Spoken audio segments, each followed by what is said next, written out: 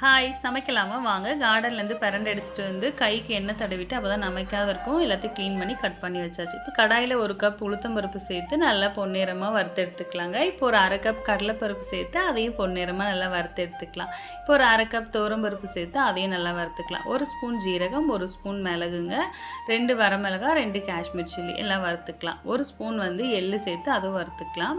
வேர்க்கடலை 1 ஸ்பூன் சேர்த்து அதையும் நல்லா வறுத்து வச்சுக்கலாங்க. இப்போ 1 ஸ்பூன் எண்ணெய் சேர்த்துக்கலாங்க. ஒரு 5-6 பல் பூண்டு சேர்த்துக்கலாம். வெட்டி வச்சுருக்கோம் இல்லைங்களா பிரண்டை, அதையும் சேர்த்துக்கலாம். 2 கொத்து கருவேப்பிலை சேர்த்துக்கலாங்க. எல்லாத்தையும் நல்லா பொன்னிறமாக வதக்கணுங்க. நல்லா இந்த மாதிரி பொரிஞ்சு வரணும், ஈரப்பதமே இருக்கக்கூடாதுங்க. இந்த அளவுக்கு நல்லா வறுத்து எடுத்துட்டு இப்போ ஆறுனதுக்கு அப்புறம் தேவையான அளவு உப்பு சேர்த்துக்கலாங்க. பெருங்காயத்தூள் சேர்த்துக்கலாம். இப்போ நல்லா ஆறிடுச்சுங்க. ஒரு மிக்ஸி ஜார் சேர்த்து நல்லா அரைச்சிக்கலாங்க. கொஞ்சம் கொரகொரப்பாக இருந்தால் நல்லாயிருக்கும். இட்லி, தோசை, சாதம் எல்லாத்துக்கும் சாப்பிட்லாம். அவ்வளோ சத்துங்க பிரண்டையில். கண்டிப்பாக ட்ரை பண்ணுங்கள். தேங்க்ஸ் ஃபார் வாட்சிங்.